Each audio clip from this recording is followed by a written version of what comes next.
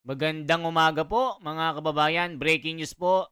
Dito po sa Malacanang Palace po na si Claire Castro, meron siyang binabanggit na dinadawit or pagkakadawit ni Bongo sa illegal na kontratista ng palpak na flood control projects ay iimbestigahan.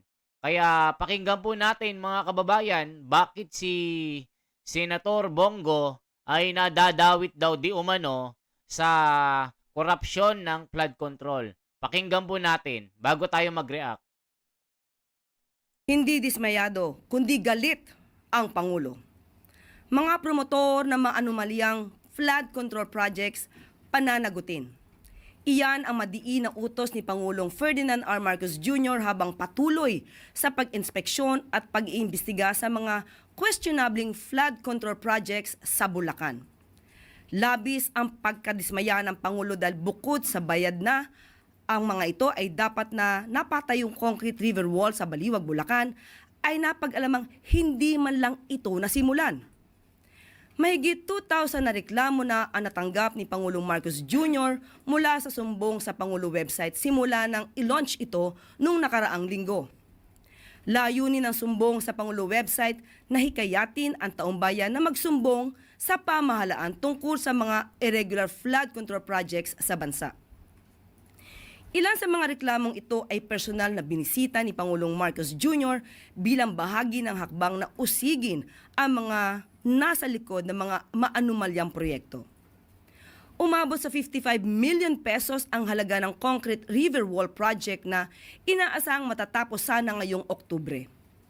Batay sa inspeksyon ng Pangulo, sa papel lang natapos ang nasabing proyekto at may mga ulat pang balak na pagtakpan ang anomalyang ito. Nagbigay naman ng utos ang Pangulo sa DPWH sa kabila ng mga nadiskubring irregularidad. Sa tingin mo, Claire Castro, kung dawit si Bongo dito sa anomalya, sa tingin mo, pagtatakban ba ni Senator Marcoleta ito? Sa tingin mo, sasantuhin ba ito ni Senator Marcoleta na siya yung leader na chairman ng investigation na ito? Di ba mga kababayan, parang sinasabi niya, pagtatakpan ni Senador Marcoleta. Naku po, kahit sino pa yan, kahit si BBM pa, ang sangkot dito, pati yung pinsan niya na si Martin Romualdez, na isa sa mga kontratista dito. Kaya si Bongo, kung mapatunayan na siya yung isa sa mga kontratista na sinasabi mong kabilang dito na nadadawit ang kanyang pangalan, humanda si Bongo. Huwag mong isasabihin na pagtatakpan si Bongo.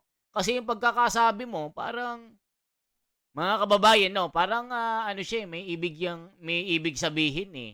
'Di ba? Ayaw mo nga ng drug test eh.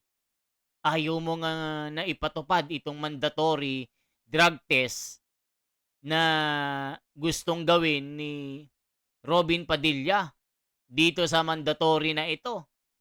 Para tuloy, sinasabi ng mga netizen, takot ang Malacanang, takot si BBM na magpa-drug test. Bakit? May tinatago ba kayo?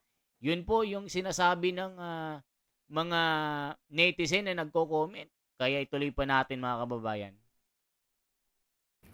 Ibigay ang buong listahan ng mga flood control projects para wala nang nakakalusot na ganitong mga proyekto. I-blacklist na rin ang mga mapang-abusong kontratista na bukod sa palpak ang trabaho ay maaaring sangkot sa mga iligal na gawain. Nagbabala din ang Pangulo sa lahat ng sangkot sa mga ghost flood control projects, lalo na iyong mga nasa gobyerno. Uusigin kayo ng batas. Pinakakasuhan ng Pangulo ang sinumang mapapatunayang may sala at kabilang sa kontsabahang ito. Dito naman tayo sa Baliwag dahil merong report na bigay sa atin na dumating dun sa website na itong kontrata para sa isang 55 million contract for the construction of reinforced concrete river walls at Purok 4, Barangay Piel, Baliwag, Tulacan. Lahat itong lahat itong project na ito, ghost project. I'm getting very angry with what's happening here. Walang ginawa, kahit isang araw hindi nagtrabaho, wala. Opo. Wala kang makita, puntahan ninyo, wala kayong makita kahit na ano. At maaari na po tayong tumanggap ng inyong mga katanungan. Unang tanong mula po kay Chris Jose ng Remate.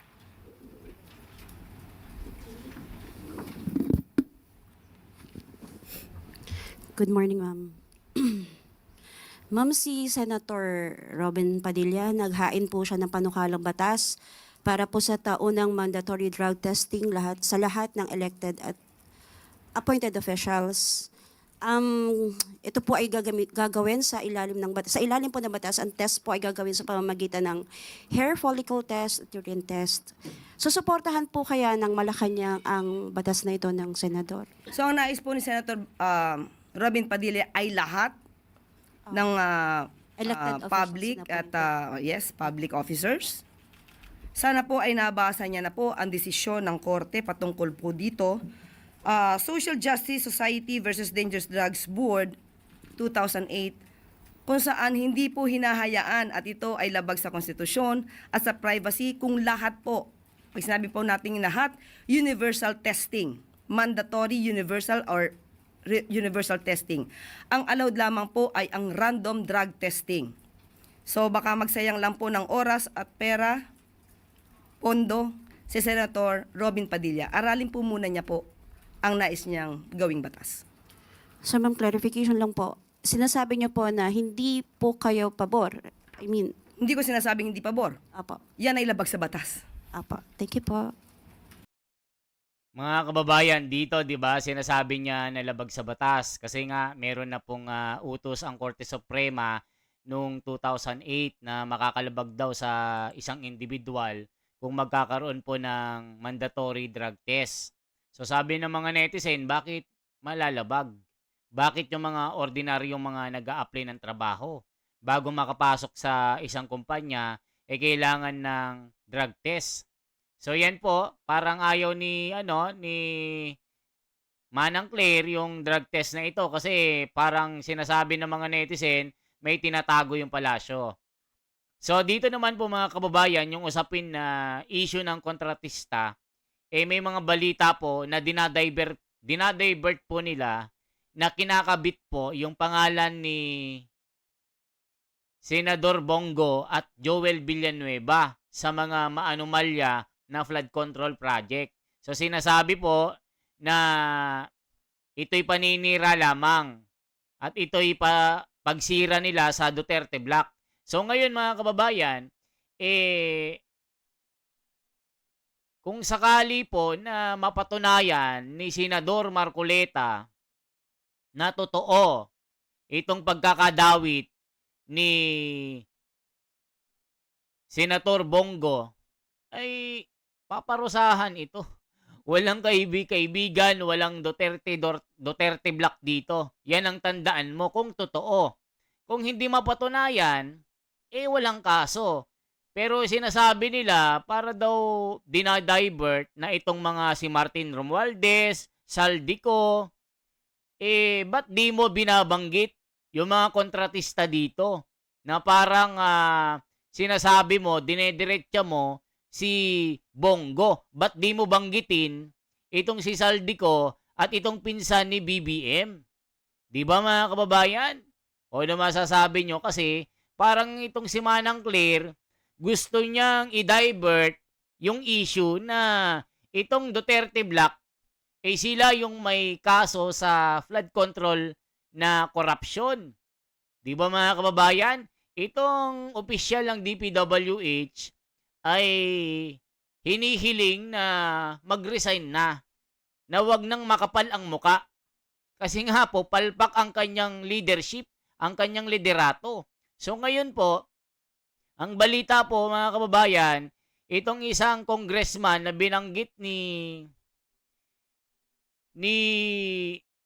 Senator Lacson, talagang palpak ang kanyang mga gawa, mga kababayan. Ano bang pangalan nung congressman na ito na pinangalanan dito, mga kababayan? Tignan nga natin. May binabanggit kasi dito na isang congressman sa Mindoro yata ito mga kababayan eh. Tignan nyo mga kababayan na ito po si Congressman Arnan Panaligan na nakahakot ng 3.8 billion pesos na project sa flood control pero naging palpak at parang kinorap lang ito na naging ghost project din ito mga kababayan at marami pang mga senador, marami pong mga congressman. Itong pagkakasangkot ni Joel Villanueva or si Senator Bongo parang pangdadivert daw ng mga kalaban para yung focus at issue masentro dito sa Duterte Block. Yan ang sabi mga kababayan. Pero yung totoong issue, ang talagang sangkot dito ay yung mga congressman na naging kontraktor na mga ghost project. Lalong-lalo na dito sa Bulacan. Mga kababayan, yung Hagonoy, ang tagal ng binabaha. May ulan, may bagyo, walang ulan, tag-araw, El Nino, hanggang leeg yung baha. So may mga pondo pero wala kang nakikitang project. At sa lahat po, buong bansa mga kababayan, merong mga hindi binabaha, merong mga budget, mas malalaki pa. So dito, nagkakaroon ng issue mga kababayan na parang itong kampo ng mga congressman, dinadivert nila kay Joel Villanueva at Bongo para masiraan ang Duterte Block. Yun ang sabi mga kababayan. Tuloy pa natin. Sunod na tanong mula kay Ana Bajo, GMA News Online. Morning, ma'am.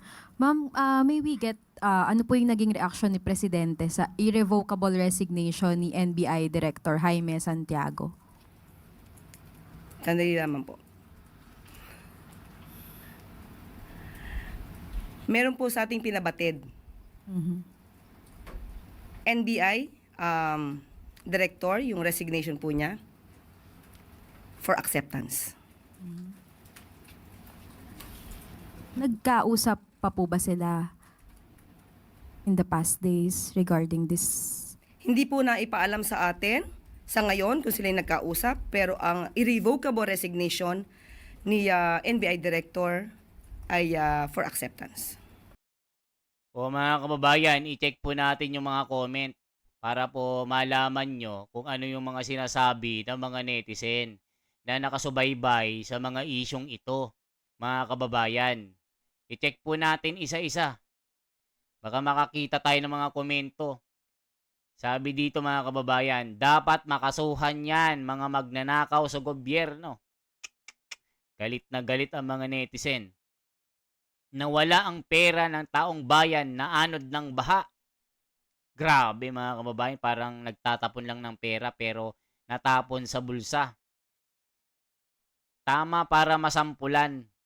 Dapat lahat ng kontraktor na sangkot sa anomalya makulong. Sabi ni Jose Canaria. Grabe mga kababayan. Kasuhan po at parusahan ikulong ang mga may-ari. Meron nga mga kababayan yung mga diskaya sa Pasig na interview po sa Julius Babaw, the episode. Yung bahay po punong-puno ng mga sasakyan, mga imported po na may American car, na may 40 na car. Grabe mga kababayan, saan po pinarking ito? Julius Babaw, na interview itong kontraktor na ito, yumaman po dahil sa pagiging kontraktor. Grabe mga kababayan. Nakakalula. Check nga natin ito. Baka sabihin nyo, nagjo-joke na naman tayo, ano? Tignan po natin, kung ano pong sinasabi ng mga tao dito. Ito po, mga kababayan, I-check nyo po, unti-unti nang nalalaman ng taong bayan ang buong katotohanan. Kita nyo po, mga kababayan, itong diskaya na ito, talagang isa ito sa mga malulupit na kontraktor na yumaman po. Nakakalula, tapos tatakbo pa na, na maging mayor. ng mga kababayan. Tignan nyo po, sabi dito, mga kababayan, kita nyo po, unti-unti nang nalalaman ng taong bayan ang buong katotohanan. Tignan nyo po mga kababayan dito. Ayan, no? Let's do our part. Let's do our part in exposing these systematic practices of corruption. Ito ang panawagan ni Pasig Mayor Vico Soto kasunod ng pagbisto ni President Bongbong Marcos sa 15 contractors na may pinakamaraming flood controls project sa Pilipinas.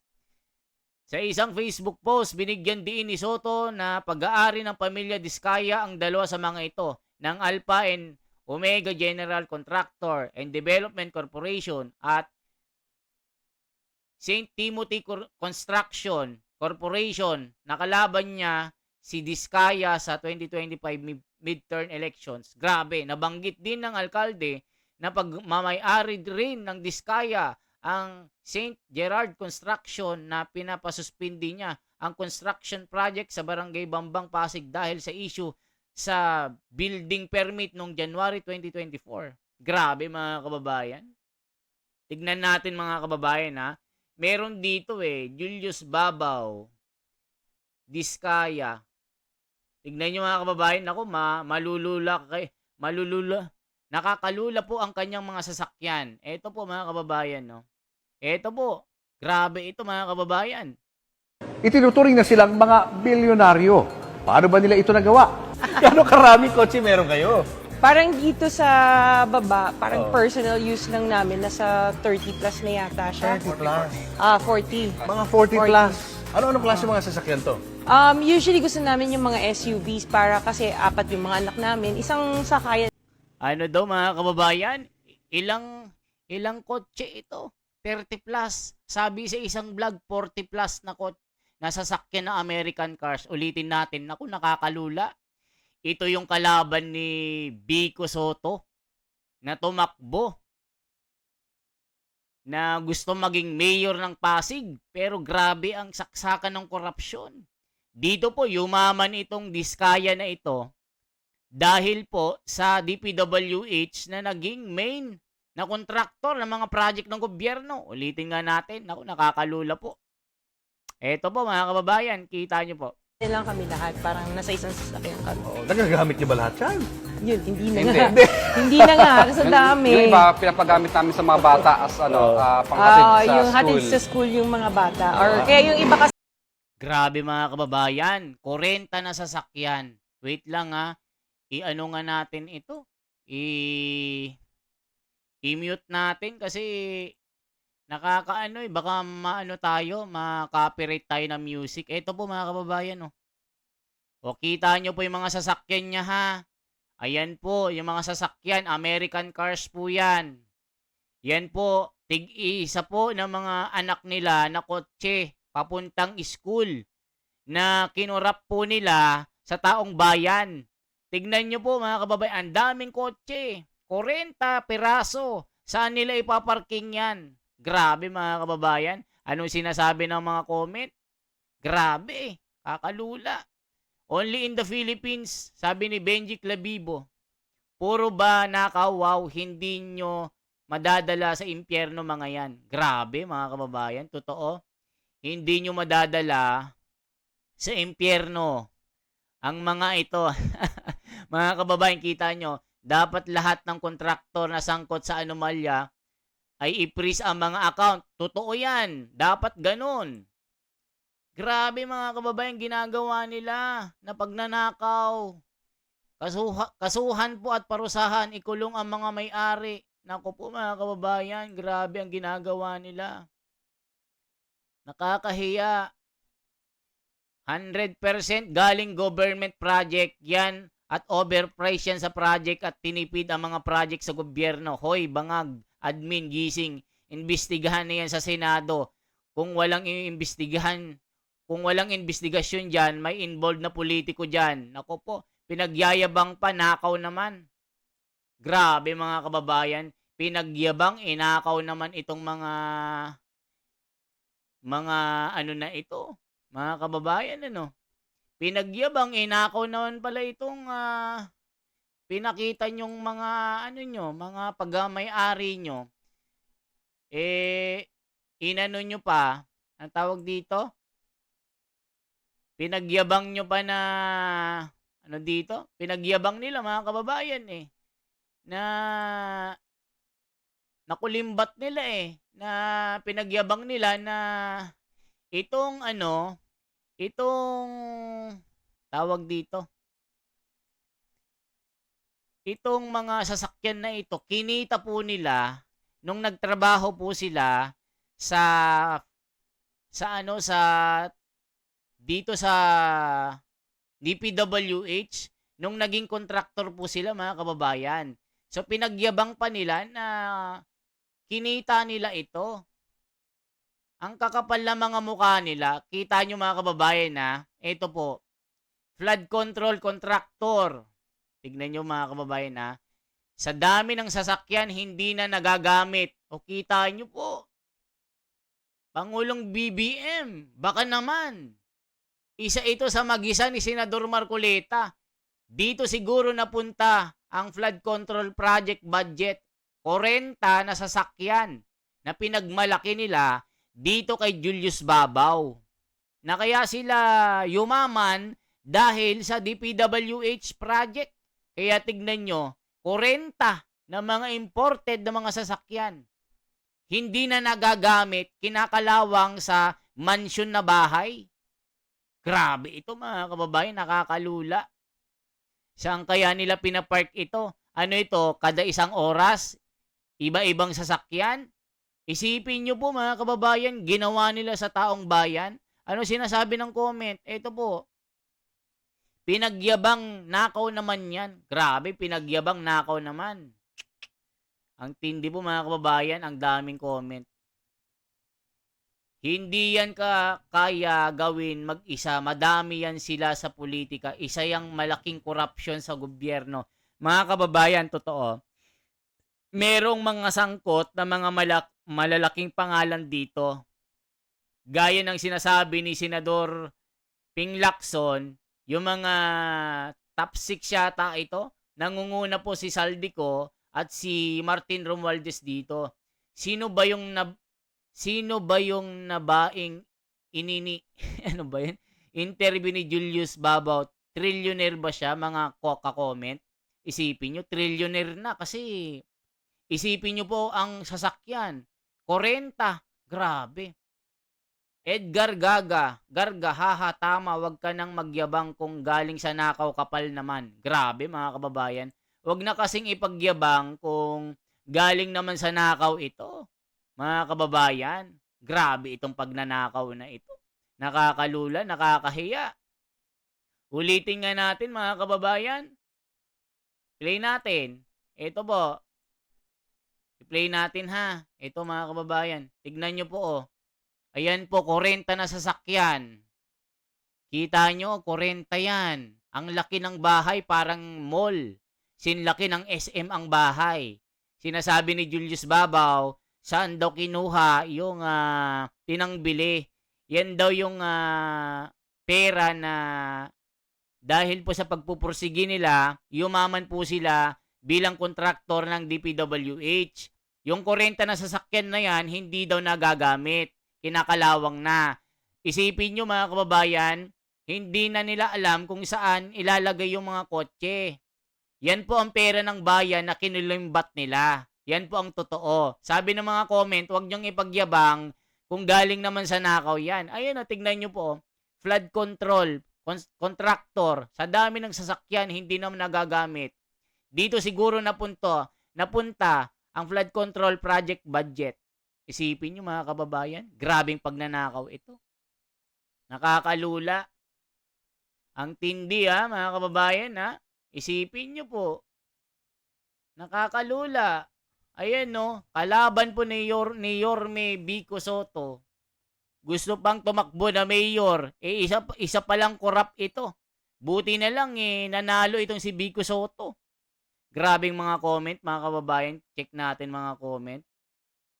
Soto Magalong sa 2028, isipin nyo, sinasabi ng gusto nang maging Pangulo itong si Vico. Kita nyo mga kababayan na? Tignan nyo po yung mga comment.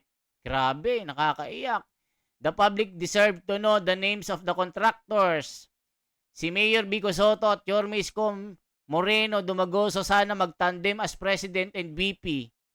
Kaya pala, pag maliit lang na contractors, di nila pinapapasok. Sinasabi lang nila na kailangan AAA ang kalidad para makakuha ng projects. Wow.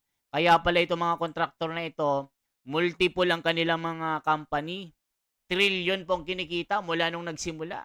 Tapos 40 pa na mga sasakyan. Grabe mga kababayan. So anong masasabi nyo dito sa usapin na ito? Mga kababayan. Ano bang masasabi nyo? Mga kontraktor, mga diskaya po sa Pasig. Nakalaban ni Mayor noon nung eleksyon, natalo. Bilyonaryo pala ito, trilyonaryo. Yumaman dahil sa pagiging kontraktor ng DPWH. Yung kotse, 40 piraso, kinakalawang na. Tapos hindi na nagagamit.